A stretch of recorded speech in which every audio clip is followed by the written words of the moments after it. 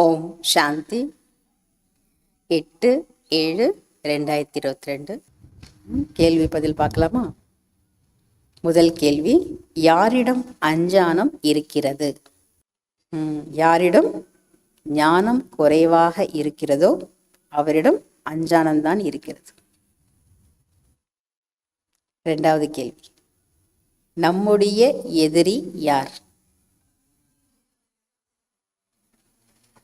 வீணான விஷயங்களை சொல்கிறார்கள் என்று எப்பொழுது பார்க்கிறீர்களோ அப்போது இவர்கள் நம்முடைய எதிரி என்று புரிந்து கொள்ளுங்கள்.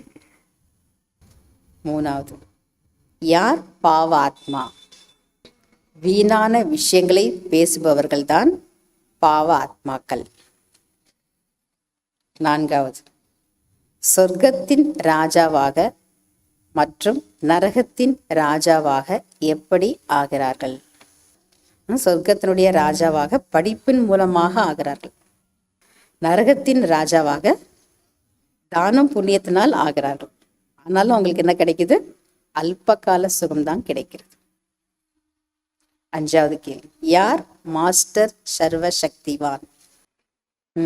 சர்வசக்திவான் என்ற பிறப்புரிமையை ஒவ்வொரு நேரத்திலும் காரியத்தில் பயன்படுத்தக்கூடியவர்கள்தான் மாஸ்டர் சர்வசக்திவான் ஆவார்கள். fill in the blanks. எப்பொழுதும் டேஷ் இருங்கள் என்று அடிக்கடி புரிய வைக்கப்படுகிறது. எப்பொழுதும் சேவை களத்தில் இருங்கள் என்று அடிக்கடி புரிய வைக்கப்படுகிறது. இரண்டாவது, டேஷ் மற்றும் டேஷ் ஆகுவதில் இரவு பகலுக்கான வித்தியாசம் உள்ளது.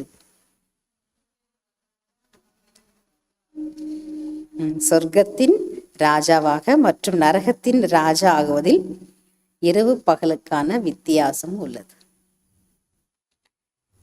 மூன்றாவது, புத்தியில் பதியாத காரணத்தினால் டேஷ்.